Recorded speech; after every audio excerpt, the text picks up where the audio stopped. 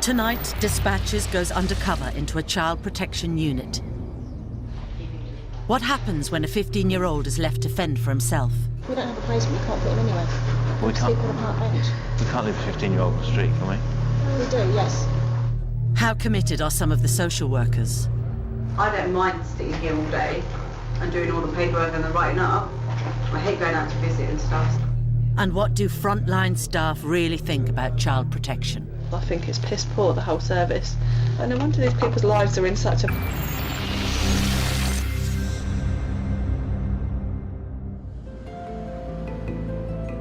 For the last few years, John Coffey has worked in television. Before that, he was a family support worker, looking after vulnerable children for 11 years. With concern about child protection at an all-time high, his children's services. They have faced serious criticism in the past. I'm going undercover. I'm there to expose the reality of actually how this system works. I'm going to get a realistic snapshot. There it is, this is where I'll be working. He's not worked with children for over 6 years. He should get a induction to the job. But instead, he's led straight into a meeting. Hello, come in. If you want that. Hello. Hi. Another family support worker has also started today. One about the emergency cases which have come in overnight.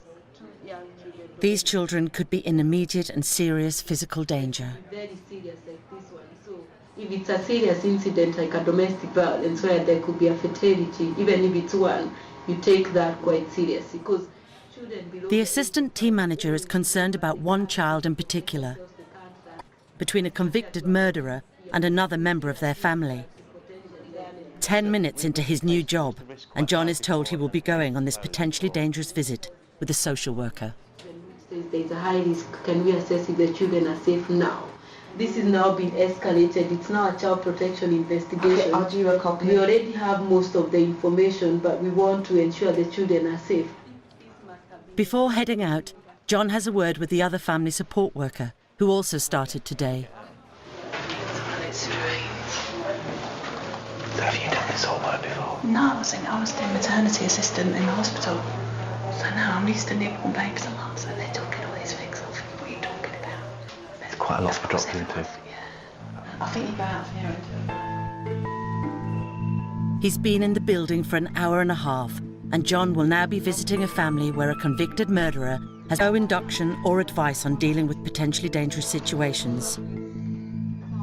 And he's with a newly qualified social worker who has never dealt with a serious... Well, I'm newly qualified as well. How are you feeling? I'm nervous. Just because knowing that obviously we're both new. So... Today, ideally, you were supposed to have got an induction programme and everything. I never sort of had an induction either because everyone was so short-staffed. So normally I'd be in there having an induction rather than doing this? Yeah. You're sort of left to learn the hard way. And the thing is, I think what I panic about is that, you know, we're in a very serious profession and we can't afford to sort of mess up, do you know? They arrive at the child's home. Hello.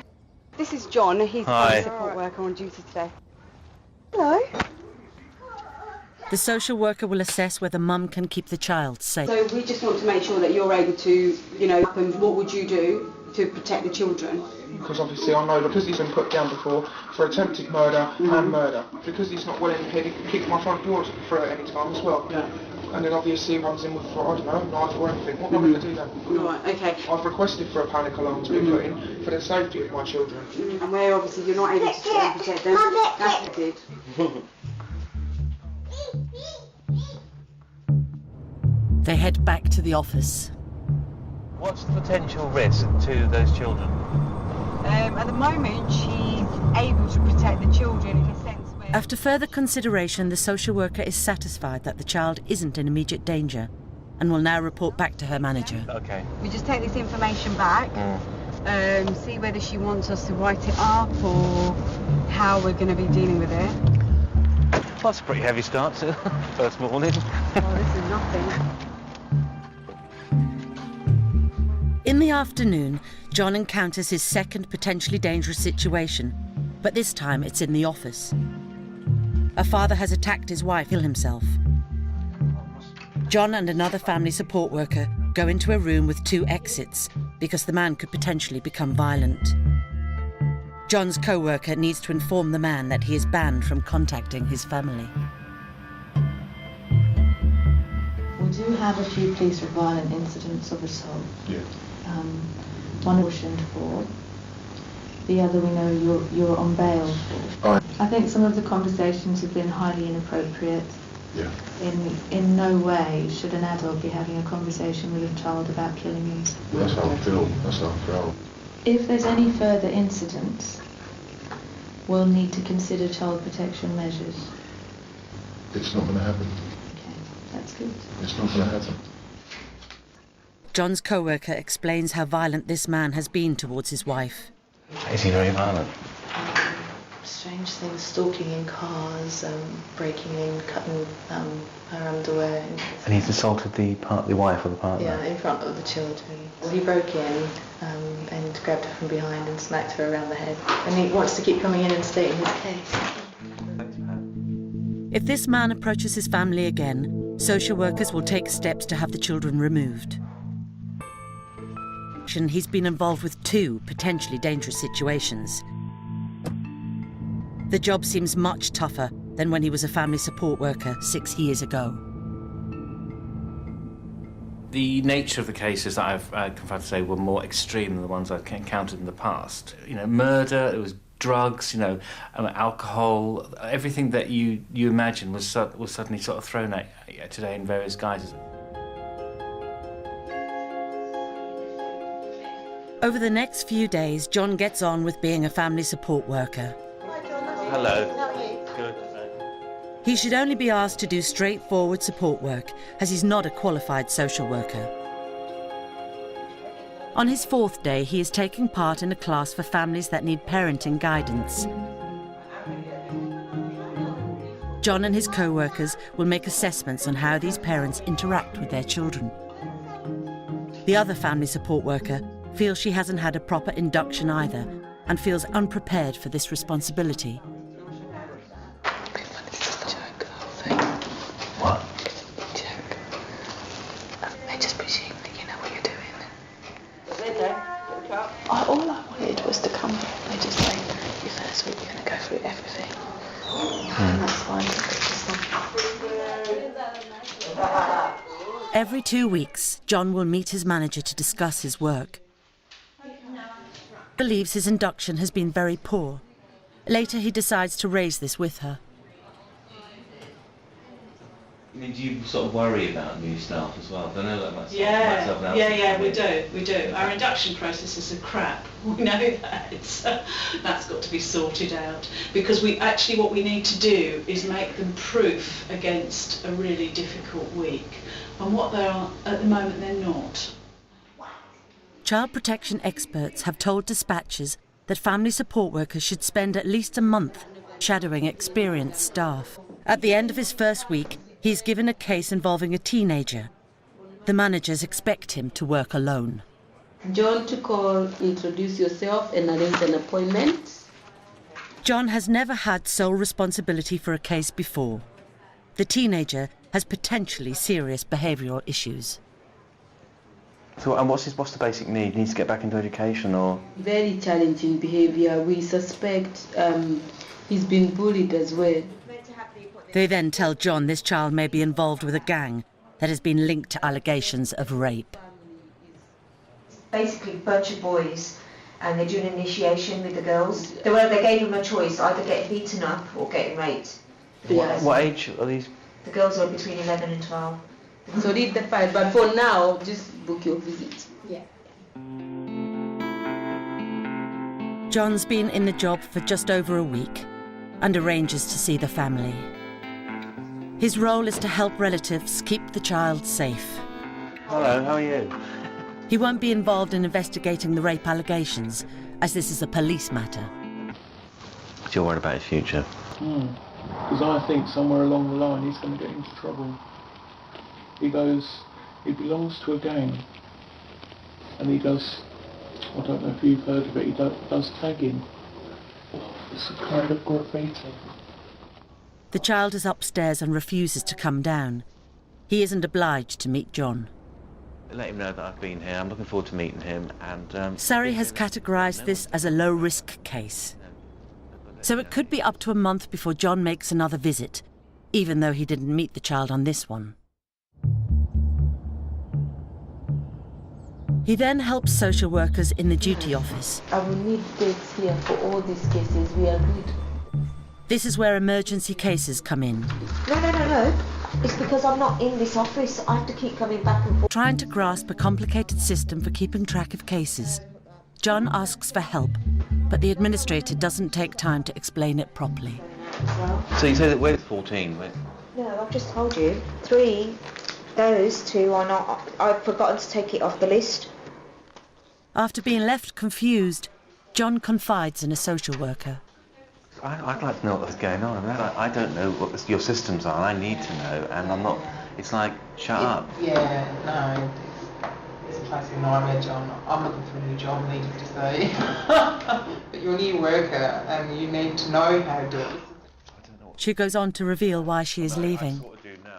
I'm just burnt out, so it's not, do you know what I mean? It's the nature of the job. As soon as I got here, I got dumped on some shitty cases, just not given a lot of support. One of them was removing a baby from a mum who, throughout the whole pregnancy, drinking alcohol, cocaine, crack cocaine, so you know what I mean? Significant harm to this baby. It's just the pressure, you know, there's never enough workers in the team, and that's just the nature of social services, I think. Government inquiries into social services have found problems occurring due to a shortage of frontline staff. It's that staff are stretched. I try to avoid using the word chaos. I don't think we're chaotic. I think we're sometimes extremely busy. That can give the impression of chaos, I think. Yeah. And sometimes it doesn't feel especially safe, even to us. But I think most of the time, when people are racing around like blue arse flies, they do actually know what they're doing. One social worker breaks down in tears. She has too much work. She's worried about keeping on top of it all. You're going to come back later tomorrow, later on? I don't know what I'm going to do at the moment. I'm going on this visit with Lois, and I'm going to see how I go. I might go home, I might stay, I don't know what I'm going to do at the moment. I like tick going out to see somebody rather than fucking crying.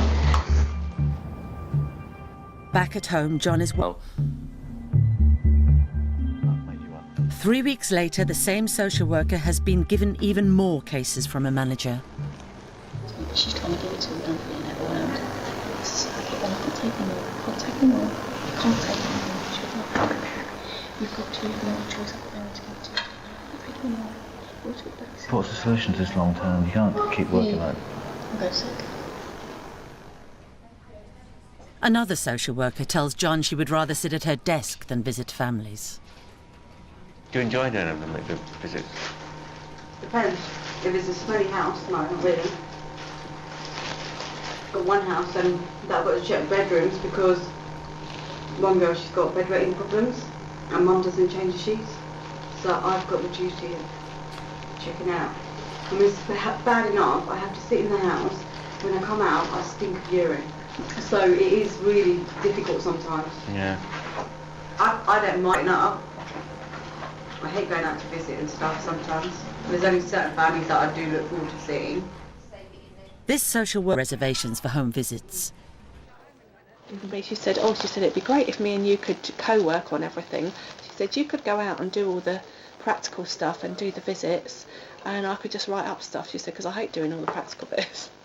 I was like, She said, really, the work of a social worker is to just write reports and make referrals to different organisations. I was like, when does the work actually get done there? Speaking to people, everything else seems to just be people typing on computers. Yeah, I've noticed that myself. Yeah, it's like no wonder these people's lives are in such a mess. I think it's piss poor, the whole service. Next, Surrey gives John a serious child protection case he isn't qualified to oversee. He could kill her. He's at the point of desperation. If he's going to kill himself, He could kill her. Yeah. John Coffey is undercover as a family support worker at Surrey's Child Protection Services, living because of stress. It's a classic nightmare, John. I'm looking for a new job, needless to say. And a manager has admitted that he's been dropped in at the deep end. Our induction processes are crap. We know that. His managers have assigned him children with serious issues, which he hasn't been trained for. And I'm running like a blue-ass fly at the moment. I feel like you don't get time to catch your breath. And that's not the way to do a job like this. We're dealing with vulnerable people, and this is not the way to do a job like this. No time, no support. I can see why people get ulcers doing this sort of work. As a family support worker, John should oversee children who are at low risk of harm. Government guidelines stipulate that only qualified social workers oversee children who are at significant risk and reach the critical category of child protection. But John's manager claims Surrey haven't always followed the guidelines. That there have been family support workers getting involved with child protection situations and taking responsibility for them and the rest of it, in consultation with the rest of us, but still it's a tough old thing. And it's no good me telling you any different, because you'll chat to the others and you'll find that out. One of John's cases is heading towards child protection. John attends a meeting with the child's mother and her teachers. There are concerns that the mother's violent partner is a threat to the family. John's manager tells the mother that they will step in and take action if she continues to see the man. So we think he's very dangerous, and I want to leave you in no doubt that unless you take a pretty firm line on this, and a consistent line, and you support the girls and prioritise their needs, we will take this down the child protection route if we need to do. Outside, John and discuss how this man is a continuing threat to the mother. It's just one of those situations where suddenly he just goes, he loses it. He could kill her. He's at the point of desperation. If he's going to kill himself, He then could kill her. yeah. Or take one of the kids and Yes. to hurt her. Yeah. I think she probably needs a letter from me to confirm some of that around our assessment of the risk. Even with this threat, the case hasn't reached the critical category of child protection yet.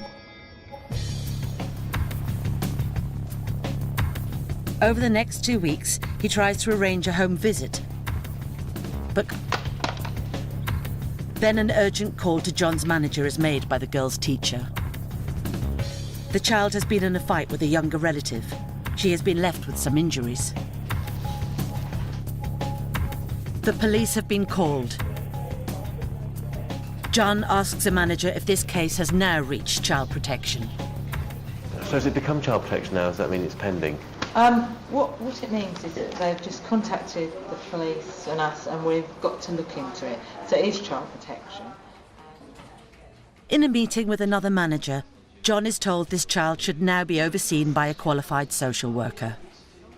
I don't actually see you holding on to this case very much longer. I think it's always bound to go to a social worker very quickly. Yeah, I think you're right. And you're very new. It's a big ask, this. But, A police officer and a qualified... However, John's manager asks him to do the visit. it's a difficult piece of work, and it is a qualified social worker piece of work. Yeah, not yet. So, just bear in mind you're doing it under my supervision, and if you feel the least bit out of your depth, please say so. All right, That's thank you.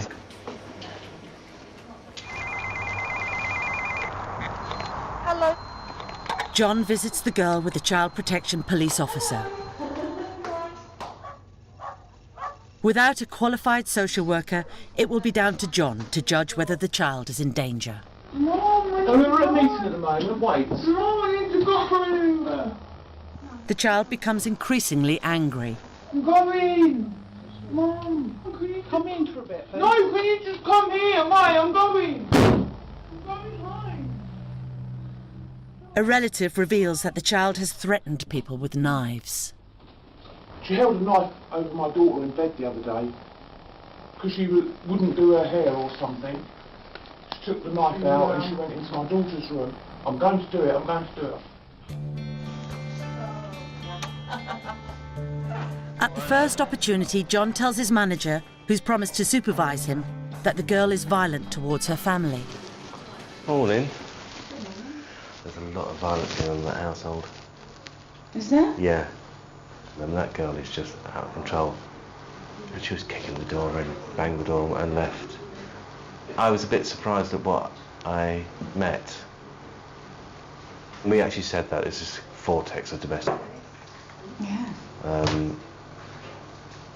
I don't know what to do. Maybe nice sit and have a No, chat. I don't know what to do either. I will when I can. Yeah, no, I just thought I'd... But yes, good. Get it written up and Yeah. talk about it. Okay. She tells John he needs to investigate this family further. He will have to write up a 40-page assessment. Then things start to escalate. Is now out of control. Taking weed, she's out, not only she's abusing drugs but also alcohol, out wandering the streets, gone 11 o'clock at night, won't come in, completely out of control basically. They say the family home is covered in animal feces. It's full of dog's toilet, cat's toilets. She called the RSPCA to remove the animal. She said they can't live like that, but the children apparently can. John and a social worker head out on an emergency visit to the family. The social worker has a quick look round. She finds no feces in the house. But it becomes clear that Mum is very distressed. She has been attacked by her daughter. I've got to the point now where the next time she hits me, I am phoning the police. Every time you don't phone the police, you're just giving them a message that it's okay not to have those boundaries. But that is something you have to do. Bye bye. Oh, the cat's waiting to come in.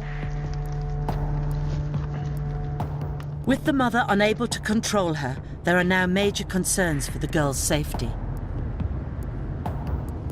Children at risk of significant harm can be placed on the Child Protection Register. Before her name is added, John will need to complete a report giving reasons why she needs protection. It is a very complex piece of work, and managers have asked a social worker to help him. But she says she is too busy. I feel like I've got a first aid kit and I'm being asked to do brain surgery. And I did have a discussion with, I said, you know, I don't mind helping if John comes to me and asks me a question, or where's this form, where is that? But I said to Andrew, I don't have time to sit down with John and do the report, I just don't. Government guidelines are clear. A report like this should be led by a social worker. John feels completely out of his depth. So later that day, he asks another social worker for help. I don't know what I'm doing. Do you think it's fair that I'm doing this? I think that is fair. They are going to expect you to pick out the positives in the family, the areas of concern, what the risks are, and kind of what you think Mum needs to be doing to address those risks. I think you'd need maybe to work in this team for 2 years before you undertake a piece of work like this. How can I make judgments like that? I don't know enough about the family. But you are being asked to make that judgment.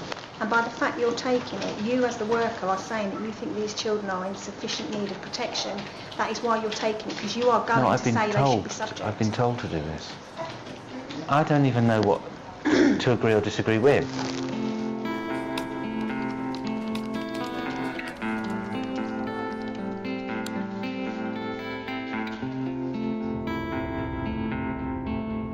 The pressure of this case is giving John sleepless nights. Waking up between 4:45 in the morning and just thinking about the job. And it's like the pressure of the job as well. And I've not really had this before. I mean, I've had times in the past we've woken up for short periods of time, maybe when something's happening, but this time it's quite constant. Yeah, there's all this sort of work that's going on. There's all this stuff buzzing around your head. It's 4:20 in the morning, and I'm sitting here and thinking about it, and doing this, and it's crazy, absolutely crazy. To complete the report, he visits the family and manages to catch the girl during a moment of calm. John will have to make potentially life-changing recommendations about this child, although he is not a qualified social worker. So what you're saying to me is you're like two different people at times. Yeah.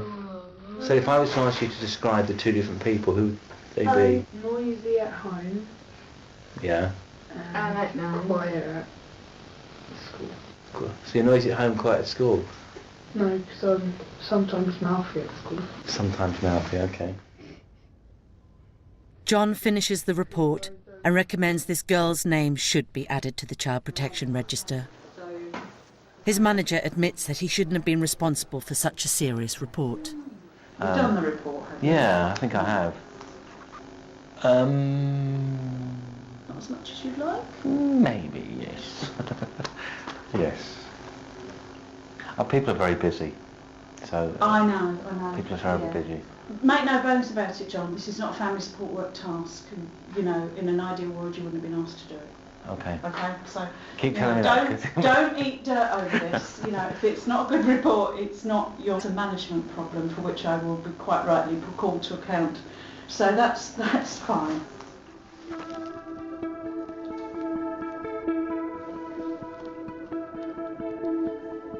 A week later, the girl's name is added to the Child Protection Register.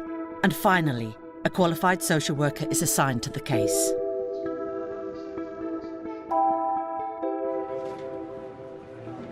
John's colleague, who started at the same time, is also dealing with difficult cases. A teenage girl has just tried to commit suicide and has been rushed to hospital. It's too much for me, I can't stay. I didn't come here to do this. I can't cope with it. I don't know what to do for the best of people. You don't know what you can't... I don't know what I'm meant to do. I came here to help people who needed some support. This is nothing like that. It's too much, John. I don't think it's way too much. Moments later, he catches up with her in a back office. I really didn't think we'd be doing things to this level. I thought this was the difference between us and social workers, but there doesn't appear to be much difference apart from they do really detailed reports and they do all the court stuff. And all I want is someone to sit with me for half an hour. What? I just don't know how you even manage this. We've had no support at all.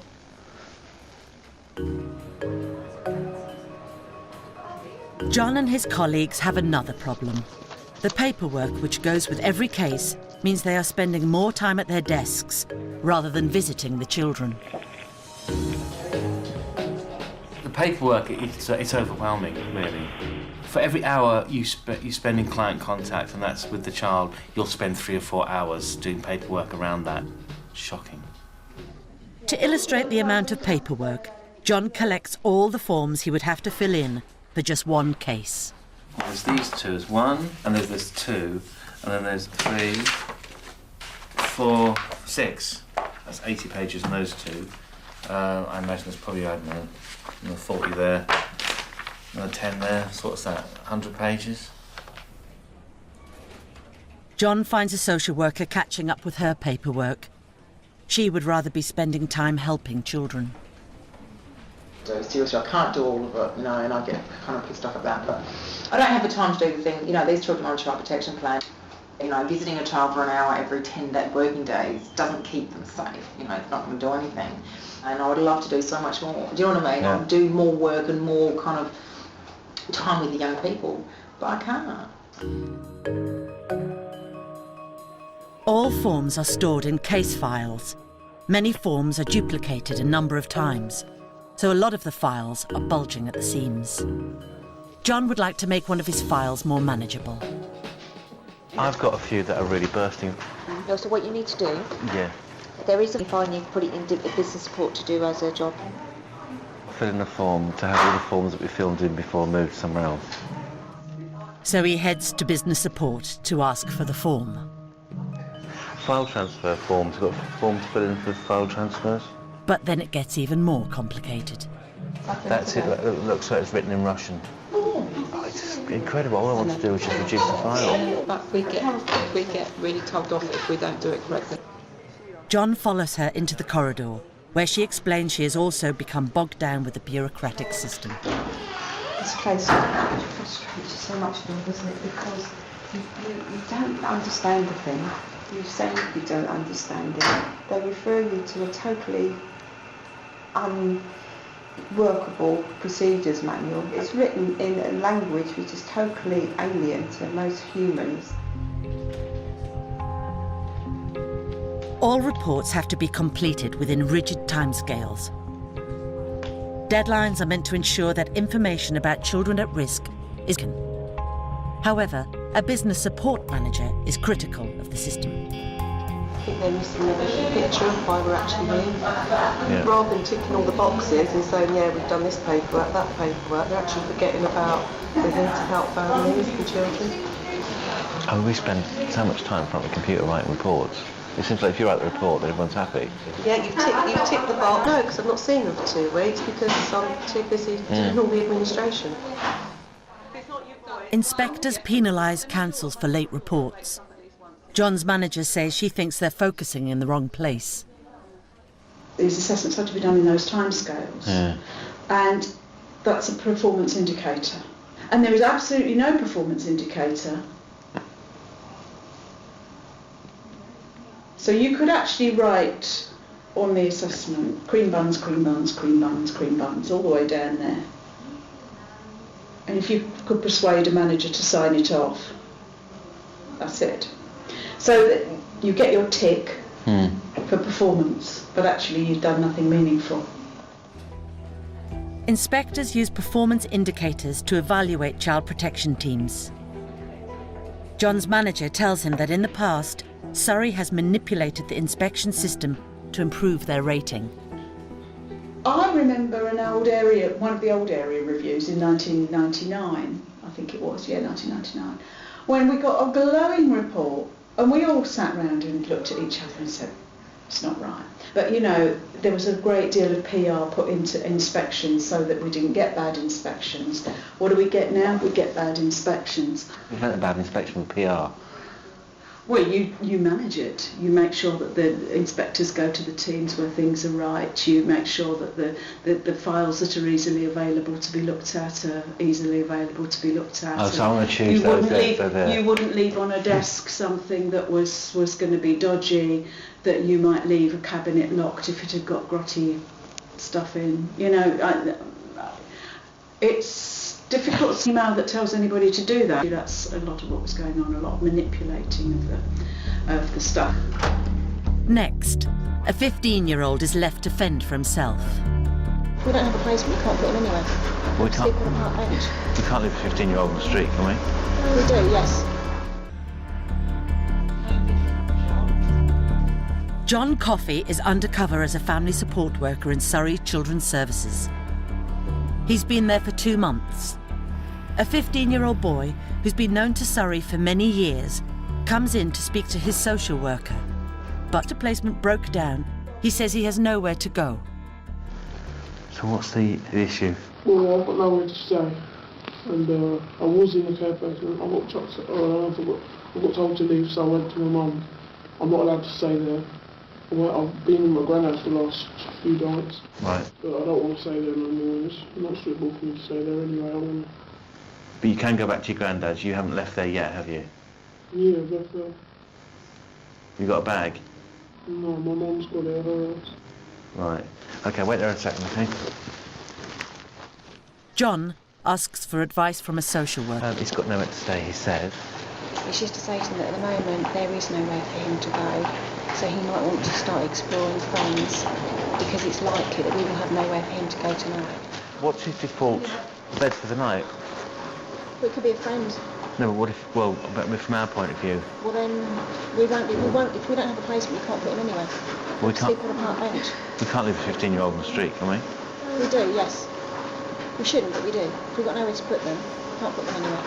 And we're not legally bound to house We are, but where would you put them? If you haven't got anywhere to put them, where can you put them? Hotel, if nothing else. Can't. Hotels will not take children of 15. Oh, true. They struggle to take children of 16.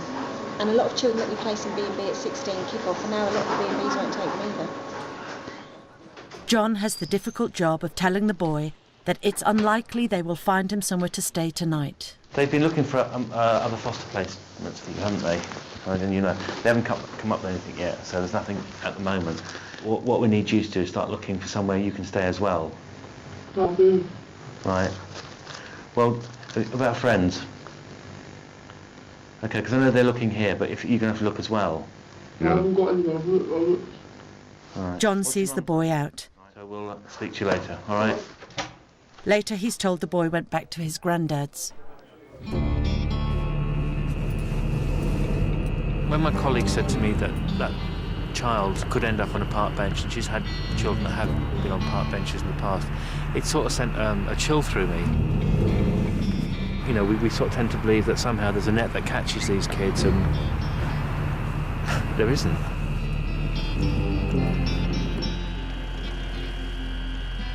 And what's emerging is that there's this age group from 13, 14 up to sort of 16 who just...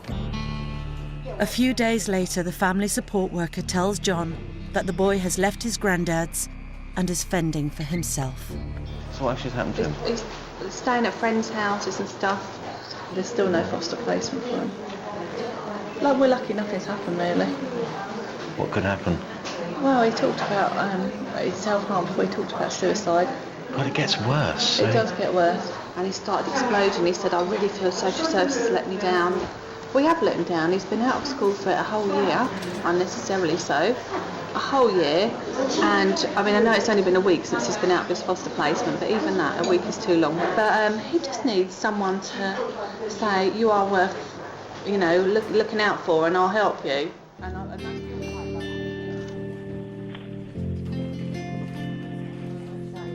John has been undercover for 12 weeks. The daily pressure of the job is taking its toll. He just can't fit everything in. He grabs a quick bite to eat before an appointment with a child. Job's too much. It's not doable. I was given 2 extra cases yesterday. I'm going on a visit to see them for the first time tomorrow. Tomorrow's wiped out because I'm collecting someone from Portsmouth and bringing them back and escorting them back to Guildford tomorrow, so that's the day gone. People says that do manage the job, but they're working at weekends and they're working late into the... In 2009, Surrey Children's Services closed hundreds of cases. They said this would help them concentrate resources on those children that really need protection. John's manager explains that in his team alone, they have managed to close a third of their cases. In the beginning of the summer, we talked about getting our 300 cases down to 200, and that would be manageable. At 200, we can now see we still don't have enough staff in the system, and we've got to go down even further. So I suppose my question to you is like, is there a baby P there? Ah, yeah, but if there's a baby P on a closed case, there will never, ever be a problem. If it's closed, and we closed it with good reasons at the time, and it's shown in the closing summary that the reasons were good, then it won't matter. The real problem is the case sitting at the back of your drawer that isn't being dealt with but is technically open to you. And if one of those goes off on you, God help you. Those are awful. John asks an assistant team manager whether closing cases will put children in danger. Now, whereas a child would have got a service, they probably won't. And also they're going through cases that have been open, whereas before we might have gone another mile down the road to try and get them engaged. We won't be doing that now. And does that put kids at risk? I don't know really. I don't think it does. I think we're robust and, you know, sort of sort ourselves out. I'm sure it will put some at risk. One child protection social worker who is employed by Surrey claims that closing cases is putting children in danger. His identity is disguised for fear of losing his job. There are many cases that I have heard from various colleagues, these children. Out of my own caseload, the amount of cases which are being closed inappropriately would be about a child of 14 was living in a family where there was chronic neglect. Management felt that it was not appropriate to continue to support this family or child. Therefore, the case was closed. In my opinion, this particular case should have been left open. There should have been support. With resources already stretched, John finds out that more cuts are on the way. The team has been invited to attend a meeting with the senior manager from Children's Services. There are rumours they are about to face up to 30% cuts. Is it the cuts of about up to 30% the figure is? Well, we don't know yet because the spending from government hasn't been announced, Right. officially. That the reason they don't want to say anything is because with the election coming up, they're having a bit of a panic as to when to announce this because, you know, a Labour government doesn't want to have to announce. But it's going to be big though. It's going to be big. It's going to be big. The indicative is going to be between 20 and 30% cuts in Surrey. The senior manager goes on to say that closing case success. And I looked at the caseloads actually, that they were so much better than when I came in. Was it July? They might appear better on paper, but workers don't feel that they're better. But they are better because you On still paper. had. No, you still had. Your paper on paper and a feeling is very different. On paper I had more last time, but I still can't manage with what I've got. So I don't want you to think, well, because it's low, it's fine. The team are still struggling with that. It's significantly better than it was. John catches up with the social worker after the meeting. Every year there's a cut to the budget. Then every year they're around to nearly April and there's no money. So And what's going to happen here? Don't know. no. 6 weeks since the 15-year-old boy came into the office. John is told that he got into trouble with the police and was sent to a secure unit for a short period of time. Now he's finally been placed in a children's home. John and his co-worker are settling him in. Where are you hiding? Cool. Oh, that's nice. Very nice. So you might not like this bit for that bit. 3 days later, the boy phones his family support worker. He finds her crying at her desk.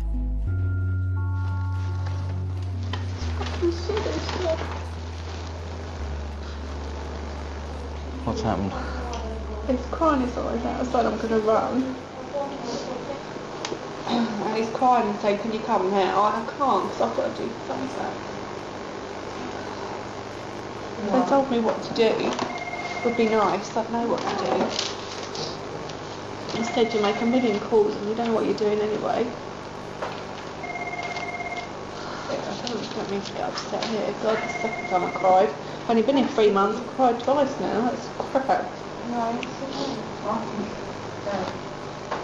I think I care too much and I don't think you're meant to care. No, you should care.